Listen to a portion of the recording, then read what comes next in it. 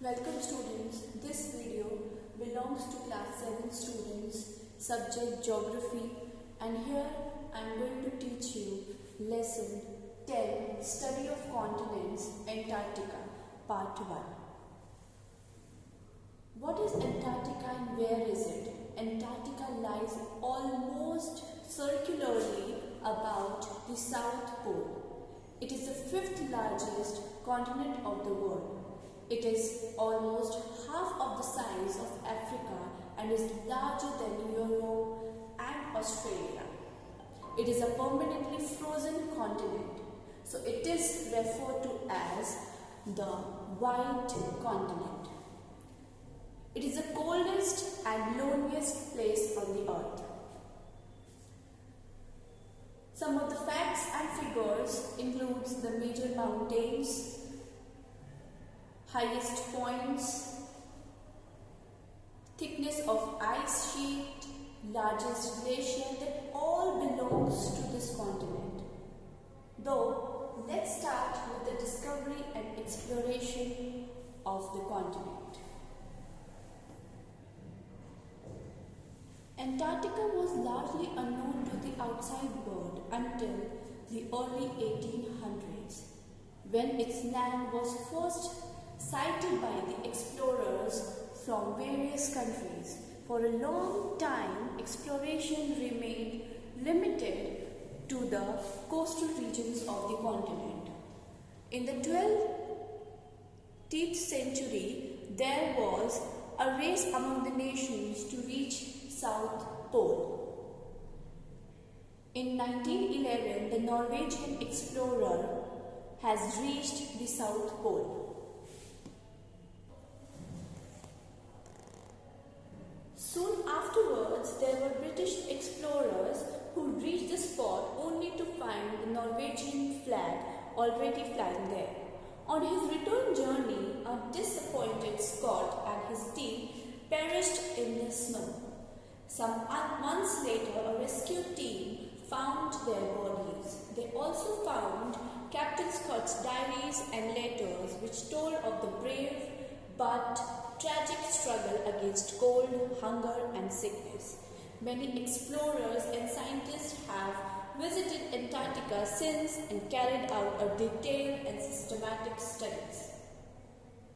Today, an international treaty ensures that the Antarctica is used only for the scientific purposes, and Antarctica is often called the continent for science. Teams of explorers and scientists from various countries has established their base camps and observatories to conduct experiments. India also have their base camp in Antarctica. The land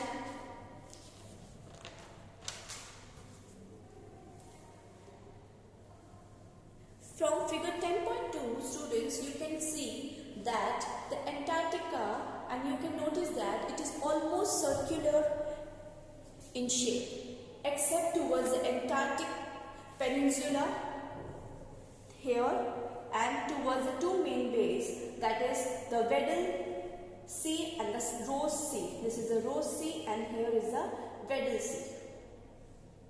Right? This is not in circular, but apart from this, the whole continent is circular in shape.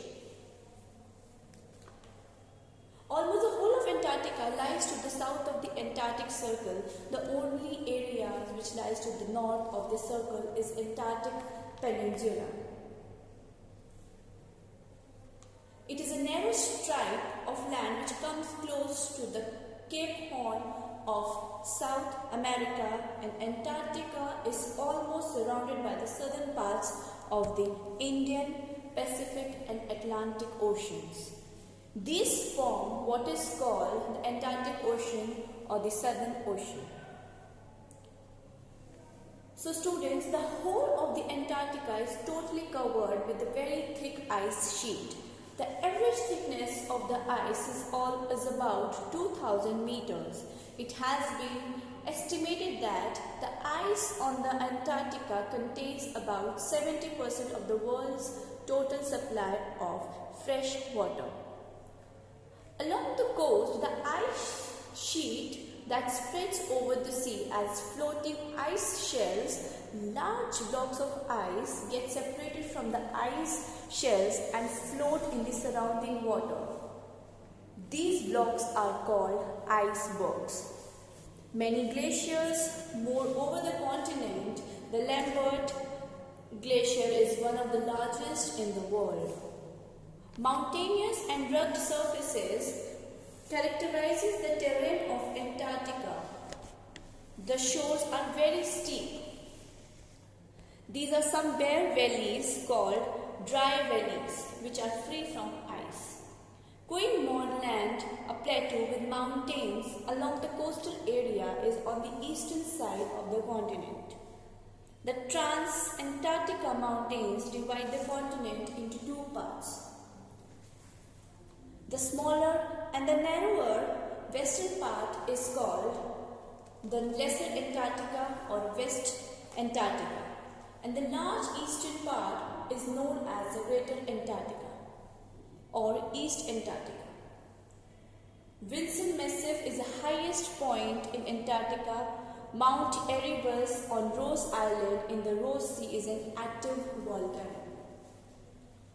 The last point in this part, that is climate, vegetation and wildlife, as these are the three important factors which really helps the Antarctica but not majorly. So let's talk about the climate first. In Antarctica, the sun rays are always extremely slanting. Even in summers, that is in between November and February, when the continent receives the maximum sunlight. The average temperature is always below 0 degrees Celsius except along the coast. In large parts of continent, the sun never sets during this period. During winter, that is between May and August, those areas remain in darkness. The temperature drops below minus 60 degrees Celsius, the lowest temperature on the earth, minus 89.2 degrees Celsius, was recorded in Antarctica.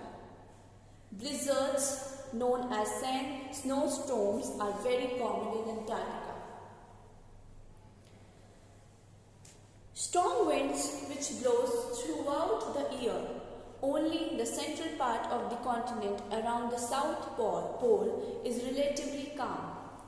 There is very little precipitation, so Antarctica is a cold desert. Sometimes wavy bands or patches of colored light appear in the sky. These are called auroras. That is how it looks like. Auroras appear when charged particles coming from the sun hit particles in the Earth's upper atmosphere. Auroras in the south hemisphere are called aurora australis or southern lights. They are called aurora borealis and the northern lights in the northern hemisphere. During spring, that is between September and November, the level of ozone in ozonosphere above Antarctica falls significantly, forming what is called an ozone hole. The level of ozone rises again in summer. The ozone hole is formed due to the natural causes, but its size is found to be increasing gradually. Many scientists believe that this is due to the rise in the levels of the certain compounds such as CFCs as a result of human activities. As you have learned earlier, there is a cause for worry, because with lesser ozone, the atmosphere is letting in more of the sun's harmful ultraviolet rays. The second important factor, that is vegetation. The extreme cold condition and the snow cover do not favor the growth of plants. Mosses, fungi, leeches and the few grasses which grow when the temperature is higher for a short period, and that too only in some areas. The last point is wildlife. The sea surrounding Antarctica is teeming with life, though the land is an icy desert where few animals can live. There are many kinds of fish and swarms of shrimp-like shellfish called krill. In summer, many varieties of birds comes to feed on these, but they leave in winter. Only male emperor penguins remain to guard their eggs. There are different types of seals and whales. These mammals too migrate to warmer waters in winter. The number of seals and whales have been reduced greatly because of hunting. But now, these magnificent creatures are protected by the international laws. The penguins of Antarctica are fascinating creatures. These flightless birds walk clumsily on land but can use their wings to swim. So with that, students, I have completed the part 1 of lesson 10.